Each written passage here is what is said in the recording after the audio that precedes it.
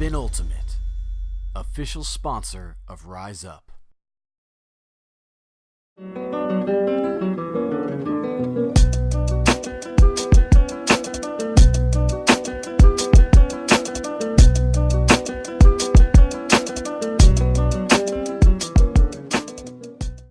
Today we're going to be talking about horizontal stack cutting from the handler perspective. Handlers need to be able to move side to side and also attack up the field to make this very dynamic offense run.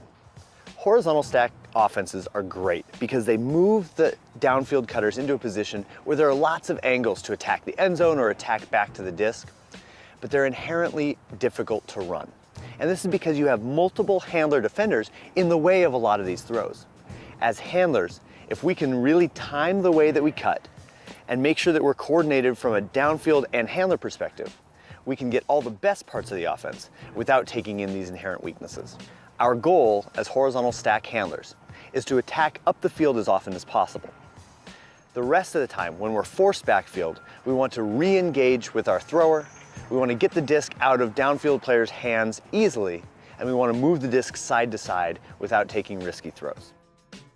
If you're even with your defender or you have an advantage, go. There's nothing you're going to do in the backfield that's more valuable than the disc and the yardage gain. This is especially true in windy conditions, where you can get closer and closer to the end zone while still taking easy throws. As an individual handler, you have an attack point in front of you where you're going to break one way or the other. Before you get to that attack point, be at speed, get low, get into your defender and force them to backpedal so they give you one of those two opportunities more easily. You'll need to time with your other handlers so that you're not both going to the same place on the field. If the disc is in the middle, one of you should attack upfield as often as another one goes behind.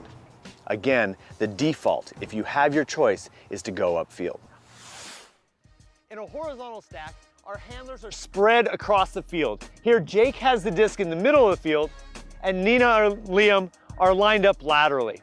Now, as opposed to a vertical stack, in a horizontal stack, Jake's gonna scan the field, and at stalling 4 in our offense, both handlers are going to start to attack, and they're gonna try to get open. If Nina goes one way, Liam's gonna try to go the other. Let's watch that.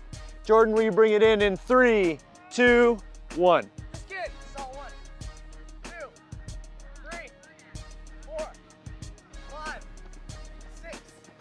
Good. Excellent. Good. Reset. All right, coming in, Jordan, in 3, 2, 1. Both handlers are going to start to attack. If Nina goes one way, Liam's going to try to go the other. Good. Excellent. And we'll get back to positions and be ready for the next movement. Can we reset here?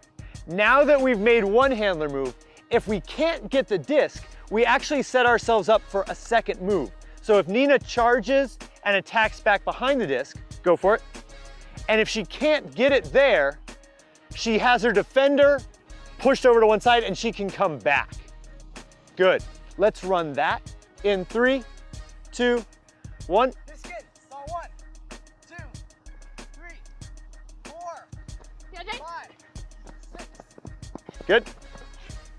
Good. Excellent. We're gonna do the exact same thing again. Liam, if you go upfield and you don't get it, what are you gonna do? Yeah, you're gonna curl back around and see if you can use your defender that's bit on that move. Coming in 3, 2, 1. This kid, saw 1, 2, 3, 4, 5, 6, 7.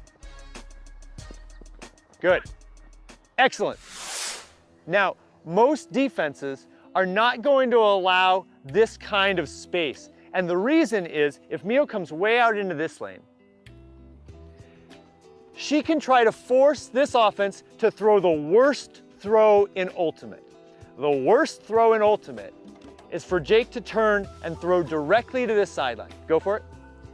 This is the worst throw because we trade middle position for sideline position, and the mark is already in a good spot.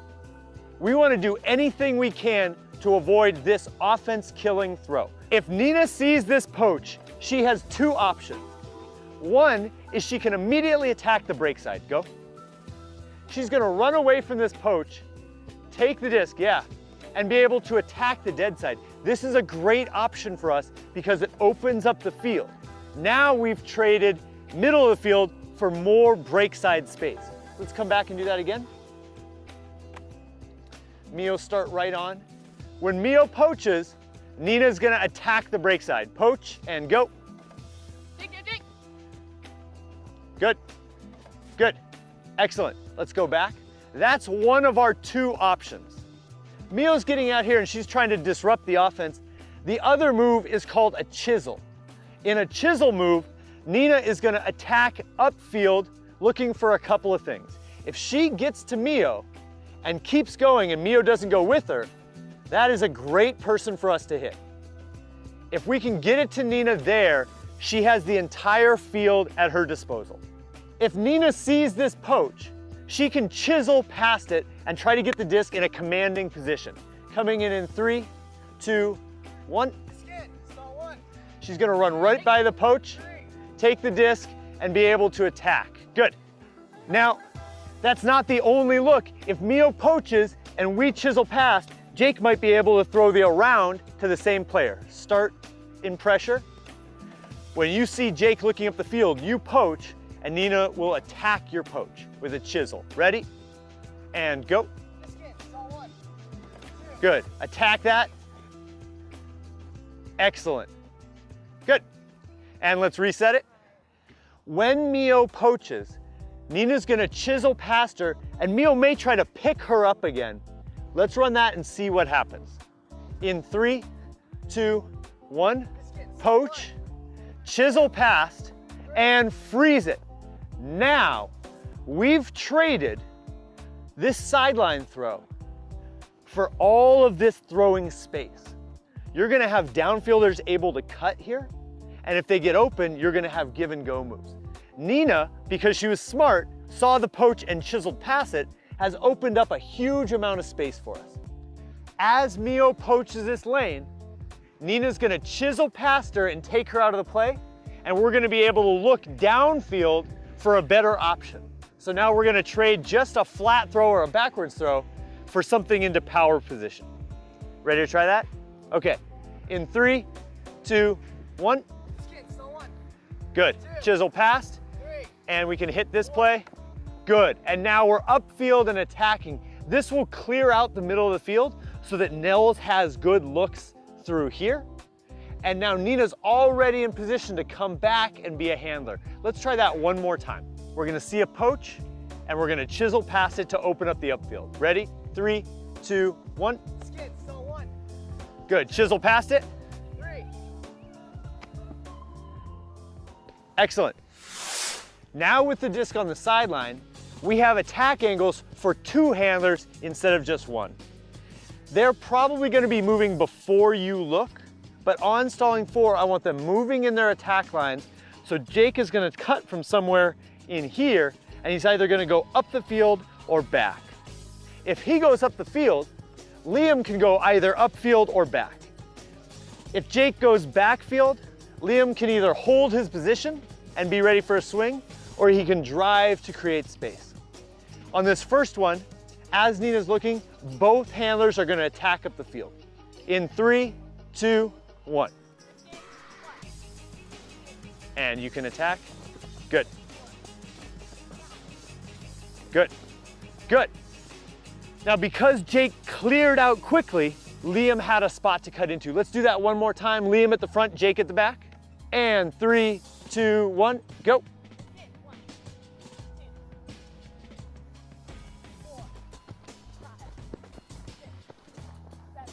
Good.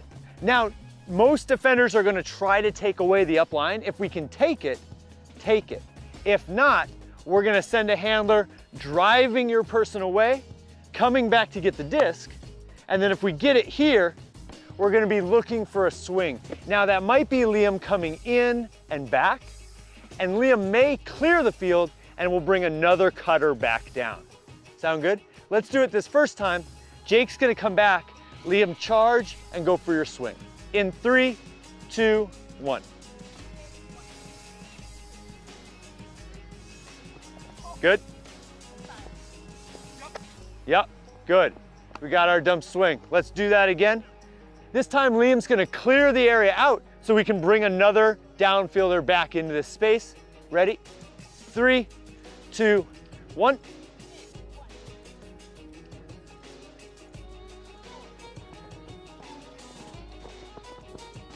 Good. Good. And Liam clears space to allow a downfielder to come back into the play. If we can get our handlers to dynamically attack and clear, we're gonna be able to use our downfielders in more dangerous ways, and it forces downfield defenders to not only guard deep cuts, but also handler cuts, and that's very difficult to do.